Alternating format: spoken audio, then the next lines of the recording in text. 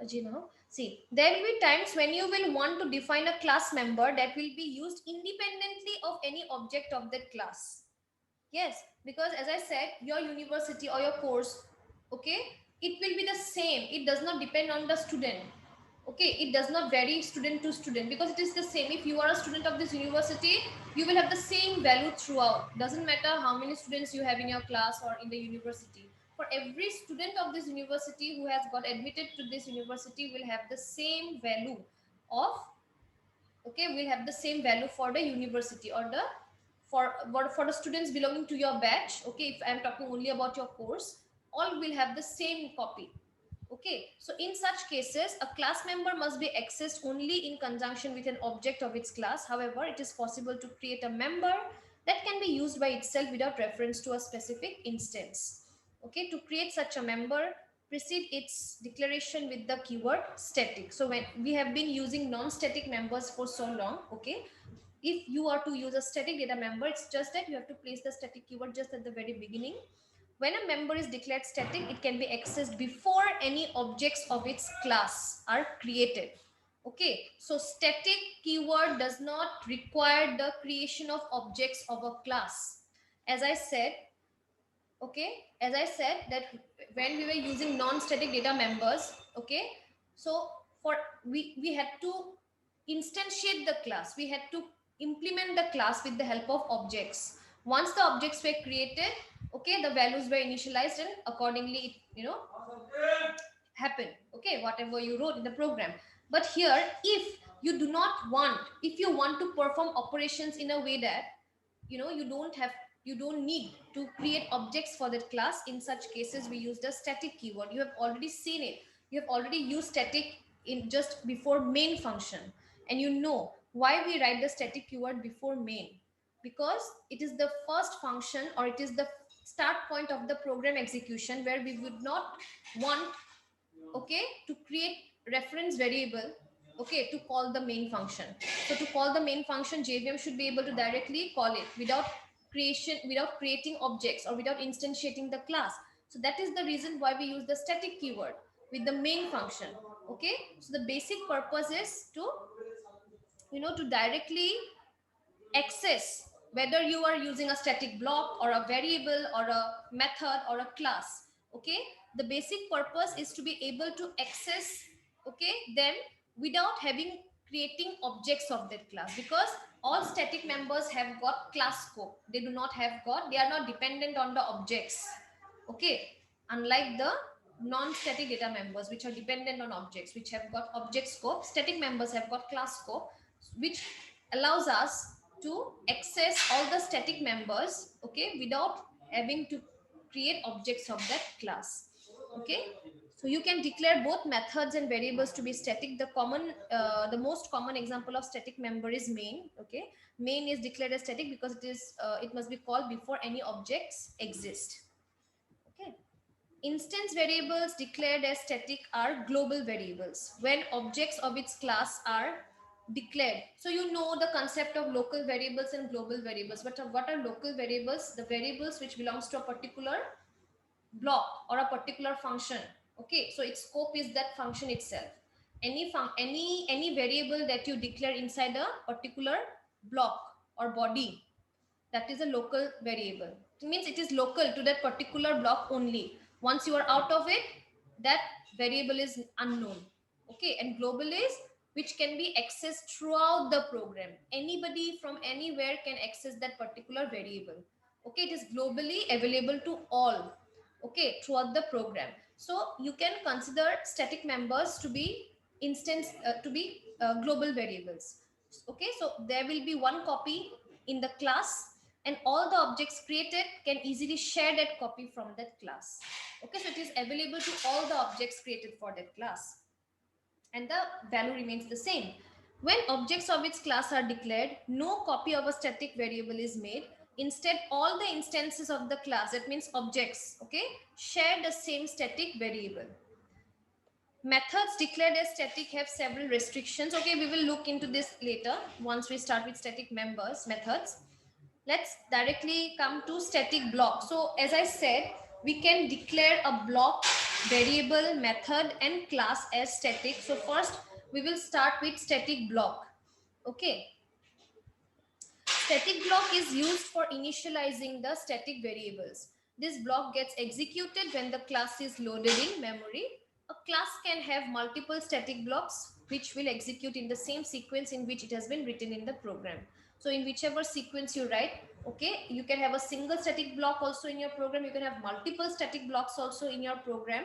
Okay, so whenever you want to initialize a static variable, okay, so static blocks are mainly for initializing static variables. You can, when you will be declaring a variable at the very beginning, if you initialize it, then it is fine.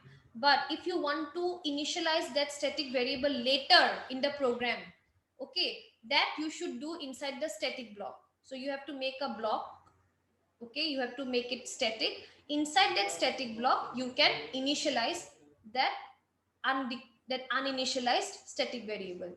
We will look into the examples one by one, don't have to get confused. Okay,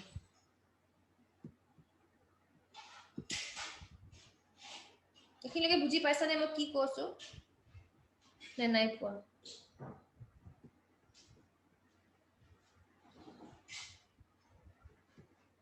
স্ট্যাটিকৰ আইডিয়াটো অলপ পাইছানে?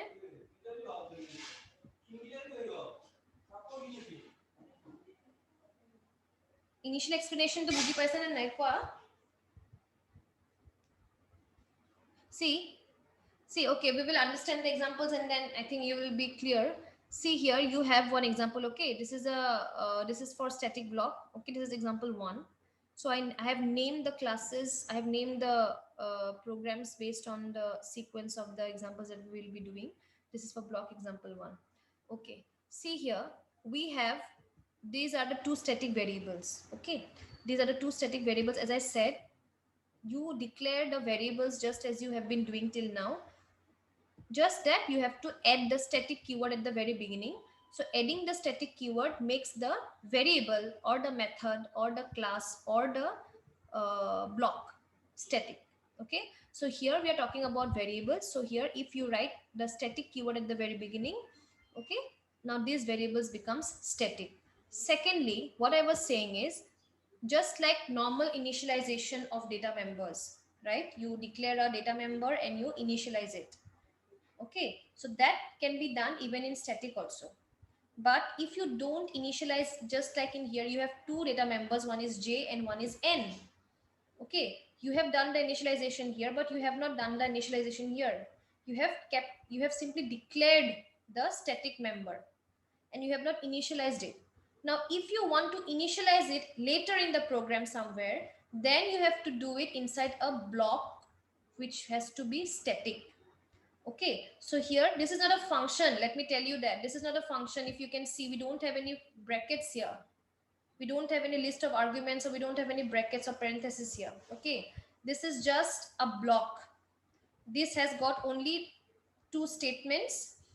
It is just that because you want to initialize this uninitialized variable, okay, later in the program, that is why I have declared a static block inside which, okay, the block, the name, it should always begin with the static keyword, and then you give the parentheses inside which you can continue writing the body. It can contain as many statements as you want to.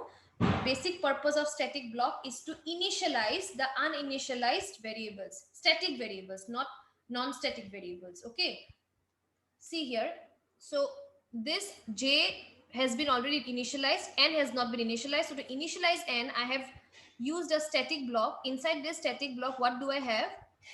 I have one println statement, okay, which will simply display static block initialized. Next I have one assignment statement. Okay, one assignment statement. So what will I do is, here I am initializing the value of n. Okay, I am initializing the value of n here. So j into 8, so j is 10, so 10 into 8 is 80. So here the value of n will get initialized. Fine. So this is what I have done. This is main only for initializing the value of n. Okay, this static variable. So that is what this particular block is doing. And next we have a main method that, you know, it should be static because program execution will begin from here, so it has to be static. And inside this, we are not creating any objects because main does not require creation of objects. Okay, so here inside this we have simply displayed three statements, okay, inside main method, then value of j and value of n. Okay, now we will check the results one by one.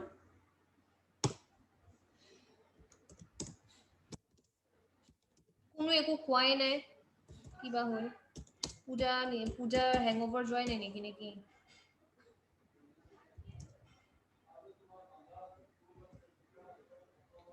no response, nothing.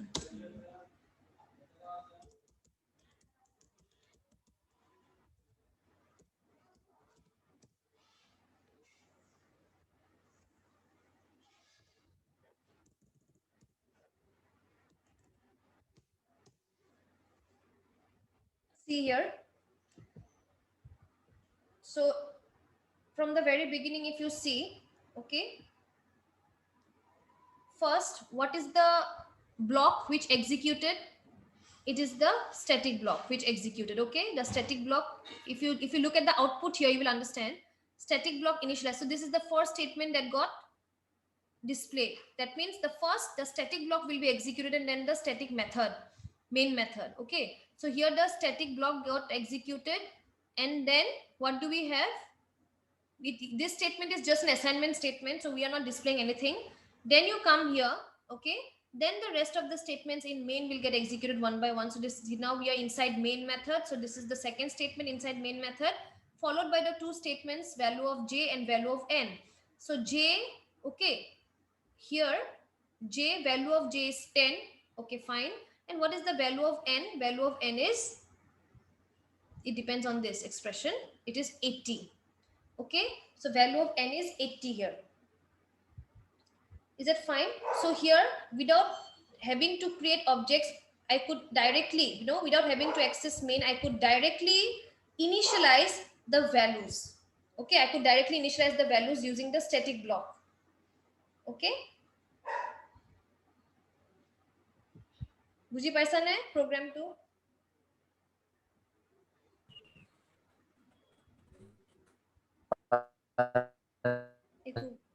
Your voice is not clear. I have two data members here, static data members.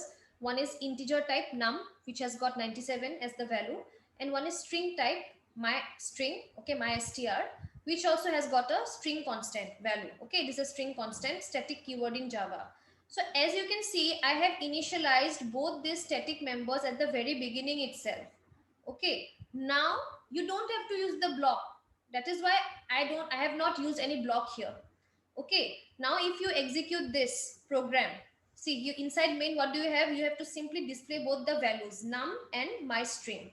Okay, so now if you execute this program, what will you see?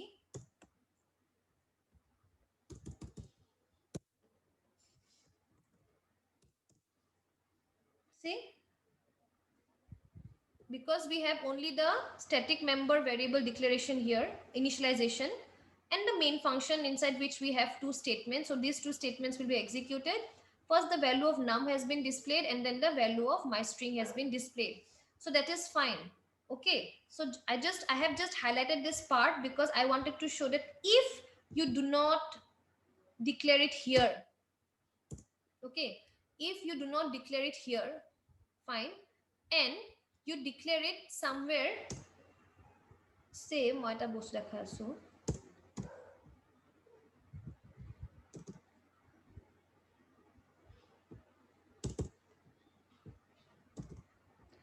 okay, say this is your static member my string, and suppose you want to initialize it later. Suppose in the next line you are initializing it here. Okay, let us see if it works. What do you see? You get an error. And what is that error? In line number 8. Yes, so this is the line number 8 where I have initialized my string variable. And what does the error say? Identifier expected. So because initially I initialized at the very beginning, so there was no requirement of any static block.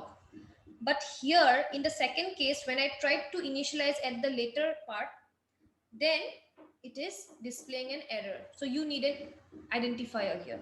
Okay, so that is the reason why we will have to use the static block. Inside the static block, we will do the initialization. Okay, so num to 97 say you can also, if you have a different number for this, that number will be replaced. Okay, if you say, if you write 100, num will get replaced by 100. Okay, but however, let it be. So this is the, this was the actual program. Okay, I just wanted to show you the difference. What if we do in either way? See, there's no error, and as you can see, the output is correct. Okay, we have got the desired output. Have you understood?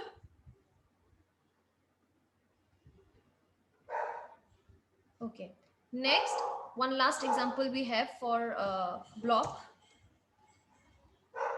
See, this is for multi blocks. Okay, for multiple static blocks. As I said, you can have single static block in your program, or you can have multiple blocks in your program. Okay, if you have multiple blocks, in whichever sequence you write your blocks, that way your blocks will get executed. So here I have taken only two static blocks.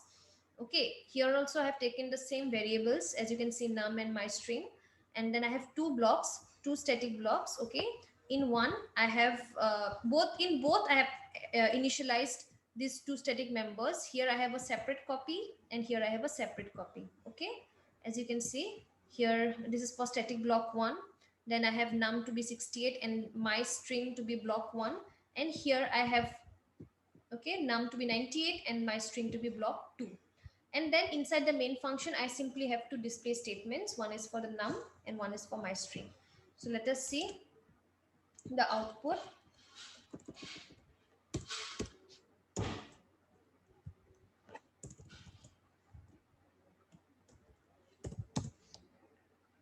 As you can see, initially the first static block will be displayed. So this particular statement got displayed. Okay, initializations are done accordingly, but however we are not displaying anything, so only this statement from this block has been displayed first.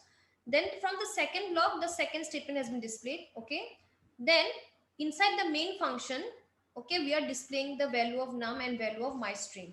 So since these values have been overwritten by these values in the second static block, so we will have the latest copies, which are 98 and block 2 for num and my string. Okay.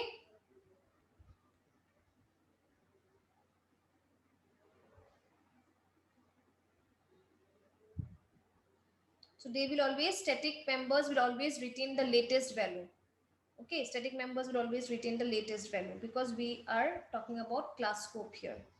Okay, so whatever manipulation you do, whatever changes you do, because there is only one copy, we are not maintaining separate copies. Let me tell you that. Okay, inside the class, we have only one copy for num and one copy for my string. So whether you are changing the values using objects or without using objects, because you are maintaining only one copy, so whatever value, okay, whatever value it has, the latest value it has, that value will retain. Okay, it will always retain the latest value. Every time you try to manipulate those values, it will be updated and the latest value will be retained for static members. Okay, that you have to remember. But had it been in case of objects, so one object will have uh, would have these values and the second object would have these values. But here we are not talking about object scope, we are talking about class scope. So there's only one copy for num and one copy for my string, and every time you go for updations, the value will be updated and the latest value will be displayed. Okay, fine. Next we talk about, so these are the four examples I've given here. I will share it after the class. Next, we talk about static variables. So you have already seen static variables. I will directly,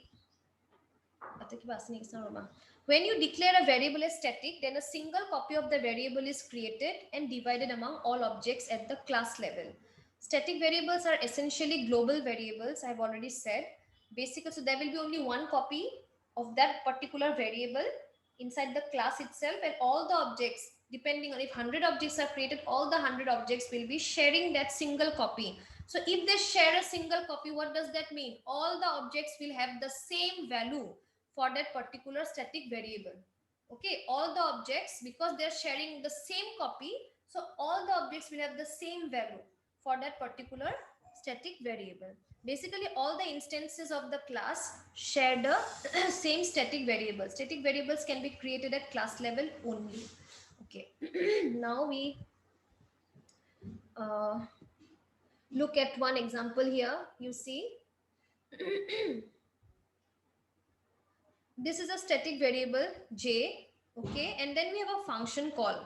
Okay, so this is a function n. We have a function call to n. Then what we do is, so here we are not initializing anything because it's a function call, and whatever value this function will return, okay, that value will be assigned to j. Okay, then next we have a static block which displays inside the static block. Then we have the static method. Okay, we have a static method also here. Okay, int n. So this, always remember, static methods can access, okay, static